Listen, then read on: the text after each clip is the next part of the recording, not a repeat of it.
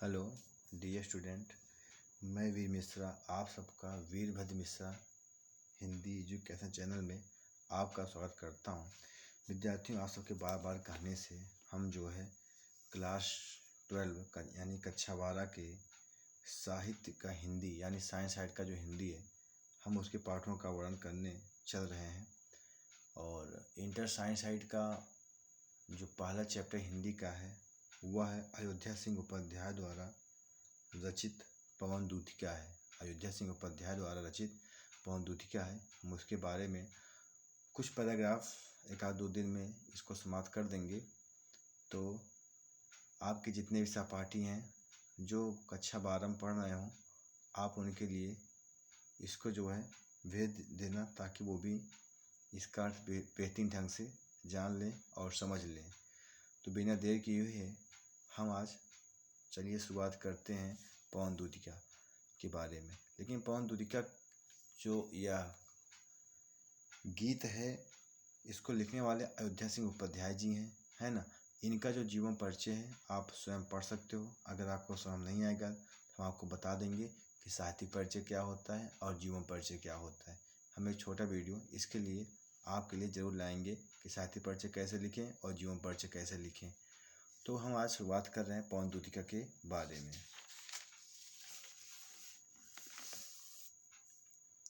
आप सबको दिख रहा होगा, है ना। हम एक ही कक्षा पढ़ रहे हैं और आप रफ पेन लेकर जरूर बैठना और आप उसको लिखते हुए भी चलना कि हम एक ही शब्द का अर्थ बताएंगे और ध्यान से आप सुनिएगा। देखिए लिखा है, बैठी खिन्ना यक दिवस में गेह में थी अकेली, आके आंसू दिग युगल में थे धरा को भिगोते। आप सबके पास बुक होगा, आप बुक जरूर खोल लीजिए और उसमें ध्यान देकर पढ़िएगा। देखिए यहाँ पर लिखा है, इसमें जो है एक दिन जो राधिका जी है ना, वह घर में अपने अकेली बैठी हुई थी और उनकी आंखों में आंसू आ रहे थे। और तभी उसी समय जो है प्रातःकालीन का समय था, सवेरा का समय था और उसमें ठंडी ठंडी हवा चल रही थी और वह ठंडी हवा जो है राधा जी को दुख के समान प्रतीत हो रहा था। तो तब जो राधिका जी हैं वह पवन से कहती हैं, यानी वायु से कहती हैं। क्या कहती है इसको ध्यान सुनना। लिखा है, बैठी खिन्ना यक दिवस वे गेह में थी अकेली। अर्थात एक दिन राधिका जी दुखी मन से, खिन्न मन से घर में अपने अकेली बैठी हुई थी और आंसू आकर उनकी दोनों आँखों को सजल बना रहे थे। अर्थात उनके दोनों नेत्रों में आंसू बह रहे थे, उनके दोनों आँखों को सजल बना रहे थे। और इसी समय प्रातःकालीन सुगंधित पवन, सुबह का जो सुगंधित पवन होता है, वायु होता है, वह वातायनों से अर्थात रोशनदान से होकर घर के भीतर आई। उदासी मन से परिपूर्ण एक दिन राधा जी घर में अकेली बैठी हुई थी खिन्न मन से और आंसू आकर के उनकी दोनों आँखों को सजल बना रहे थे। और इसी समय प्रातःकालीन जो सुगंधित पवन बह रही थी वह रोशनदान से होते हुए इनके पास, इनके घर में आ रही थी। अब दूसरा पैराग्राफ है। तो जब पवन जो है, पवन के प्रभाव से जब राधा जी का दुख अत्यधिक बढ़ गया, तब वो दुखी होकर के अपने, लिखा है ना, संतापों को विपुल बढ़ता देख, अर्थात अपने दुख को और अधिक बढ़ता देख करके वह राधिका जी दुखी हो गई। और राधिका जी दुख पूर्वक धीरे से उस पवन से पूछी, बोली, क्या कह रही है कि प्यारी प्रातः पवन इतना क्यों मुझे है सताती। हे प्रातःकालीन वायु तुम मुझे इतना क्यों सता रही हो। हे प्रातःकालीन वायु तुम मुझे इतना क्यों सता रही हो। क्या तुम भी समय की कठोरता से दूषित हो गई हो। क्या तुम भी समय की कठोरता से दूषित हो गई हो, या इस काल के प्रभाव से क्या तुम भी परेशान हो जो हमको तुम इस समय परेशान कर रही हो, है ना। वातायनो मतलब खिड़की होता है, कलुषित माने दूषित होता है, सुपौन मतलब होता है सुगंधित वायु, और संतापो मतलब होता है दुखों। तो इसमें जो है आपका वियोग श्रृंगार रस है ना, भाषा खड़ी बोली है, मानविक अलंकार है ना, ये सभी हैं।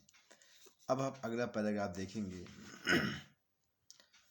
मेरे प्यारे नव जलद से कंज से नेत्र वाले। अब जो है ऊपर वाले पैराग्राफ में आपको हम बताए कि जो राधिका जी हैं उनको प्रातःकालीन वायु से वो प्रश्न पूछती,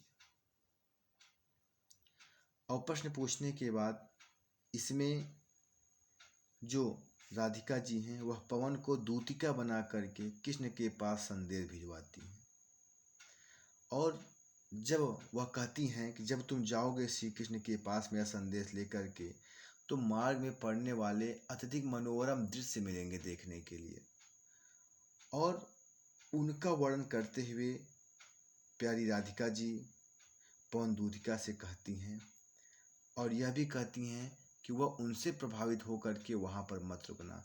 अर्थात जैसे कि अगर आपको किसी ने कोई संदेश लेकर के कहीं भेजा हुआ है, तब वो आपको ज़रूर कहेगा कि भैया आप ये काम उससे समय पर संदेश सुना देना।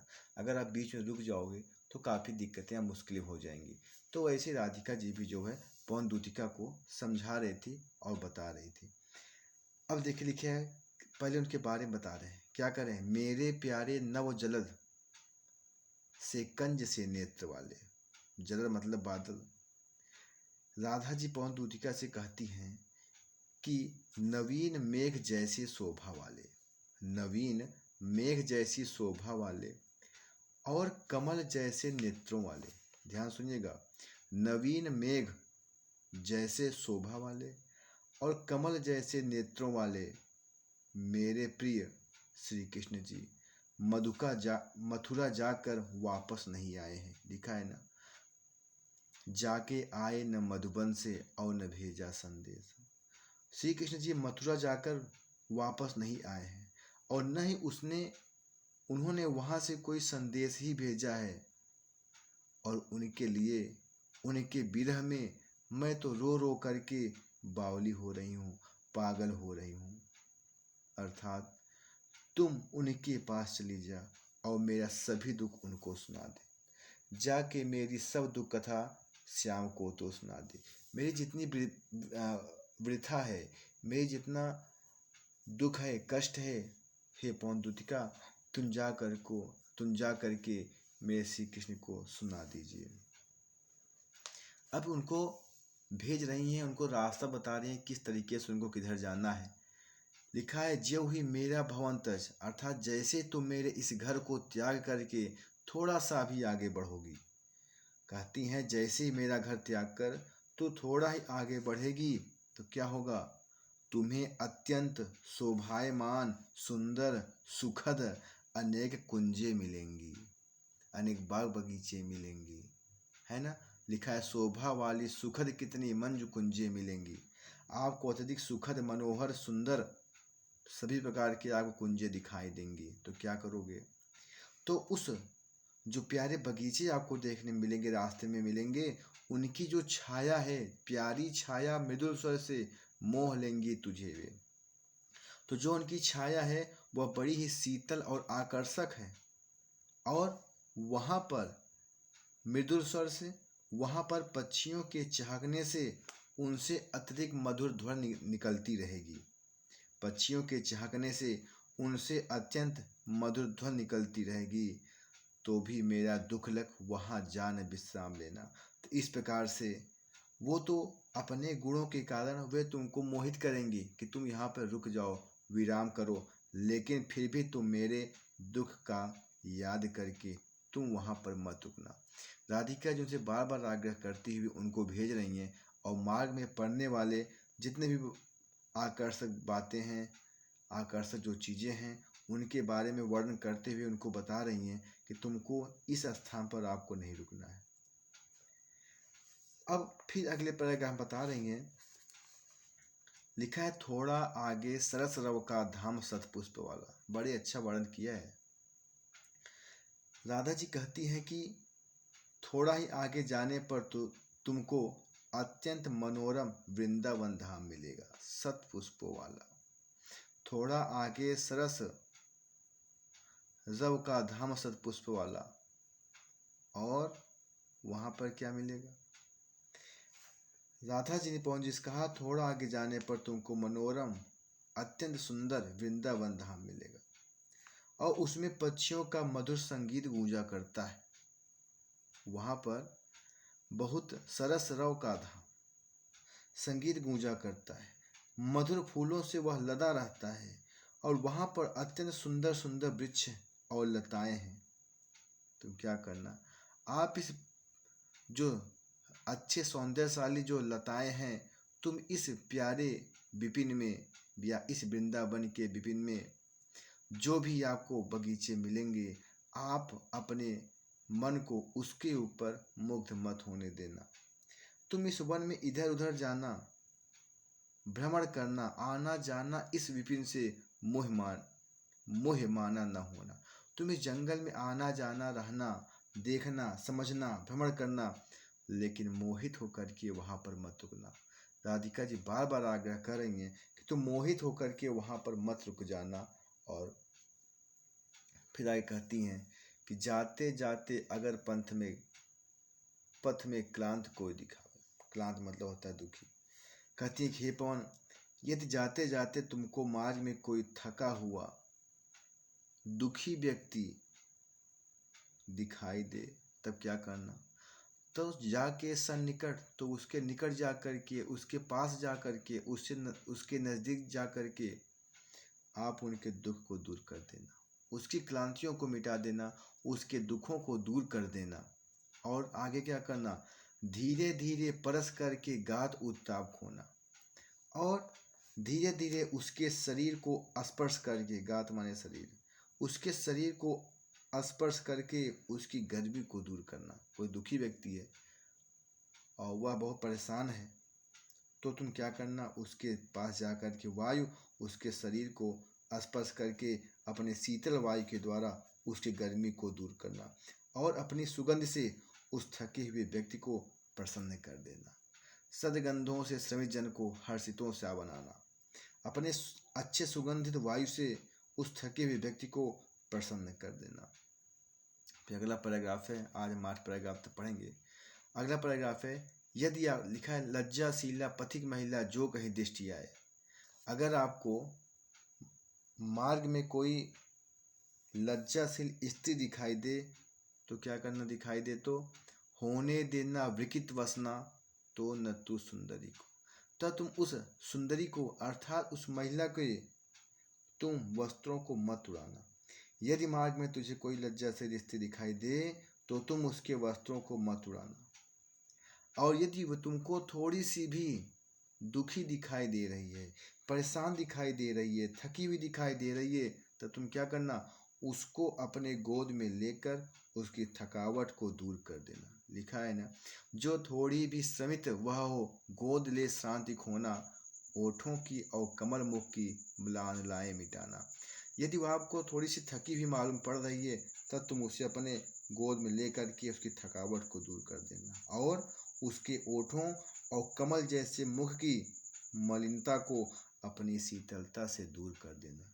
फिर सुन लीजिए, ओठों की और कमल मुख की म्लानलाएं मिटाना, अर्थात उसके ओठों और कमल जैसे मुख की मलिनता को अपनी शीतलता से उसे दूर कर देना। और 8वां आज का लास्ट है। 8वां है, कोई क्लांता कृषक ललना खेत में जो दिखावे। आगे बता रहे हैं कि यदि आपको खेत में कहीं कोई थकी हुई किसान स्त्री, कृषक ललना मतलब किसान की स्त्री होगा, बता रहे हैं यदि जो है खेत पर कोई तुमको थकी हुई किसान स्त्री दिखाई दे तो धीरे धीरे परस कर उसकी क्रांतियों को मिटाना, तब धीरे धीरे उसका स्पर्श कर उसकी संपूर्ण थकावट को दूर कर देना। और यदि आकाश में लिखा है, जाता कोई जलद मतलब बादल, यदि हो व्योम में तो उसे ला। यदि आकाश में कोई बादल जा रहे हों, तब तो उसे उसके ऊपर लाकर छाया कर देना। जो स्त्री वहाँ पे काम कर रही खेत में, अत्यधिक धूप होने के कारण वो अत्यधिक दुखी है, तब तुम क्या करना, यदि आकाश में कोई बादल के टुकड़े जा रहे हों, तब तुम उस बादल के टुकड़े को उसके ऊपर लाकर छाया कर देना, जिससे जब उसे छाया प्राप्त हो जाएगा तब जिससे उस स्त्री को शीतलता प्राप्त हो। छाया द्वारा सुखी कर देना उसको, तप्त भूतांगना मतलब उस परेशान स्त्री को, उस गर्मी में तपती हुई स्त्री को छाया प्रदान करके उसे तुम सुख प्रदान करना, उसे शीतलता प्रदान करना। तो इन सभी में जो है श्रृंगार रस का वियोग पक्ष है, और छंद जो है इसमें मंदाक्रांता है ना। अलंकार मानवीकरण और उपमा अलंकार भी है, क्योंकि इसमें उपमा भी दे रहे हैं, है ना। भाषा खड़ी बोली का प्रयोग किया है इन्होंने। बस आज की वीडियो में सिर्फ आपको यही 8 पैराग्राफ का अर्थ बताया हूँ, और यह आपको कैसे लगा आप हमको जो है ज़रूर बताना। अगले वाले वीडियो में हम और पढ़ा देंगे, तो एक आध दो तीन वीडियो में जो है यह पार्ट बिल्कुल समाप्त हो जाएगा। अगर आपको न समझ आया हो जो भी पैराग्राफ, आप कमेंट कर देना, तो जो पैराग्राफ समझ नया हो हम उसको दोबारा अगले वीडियो में रिवाइज कर देंगे। ठीक है प्यारे बच्चों, आप इसको पढ़िए, लाइक शेयर करिए और सब्सक्राइब भी करिए। अपने और अपने दोस्तों के पास इसको भेजिए। जो भी आपके दोस्त हैं अन्य विद्यालय में पढ़ रहे हैं, उनको भी आप यह सेवा दीजिए, ताकि वो भी इसको भली भांति प्रकार से इसको पढ़ सकें, और जो समझ न आए उसे बिल्कुल पूछ सकते हैं।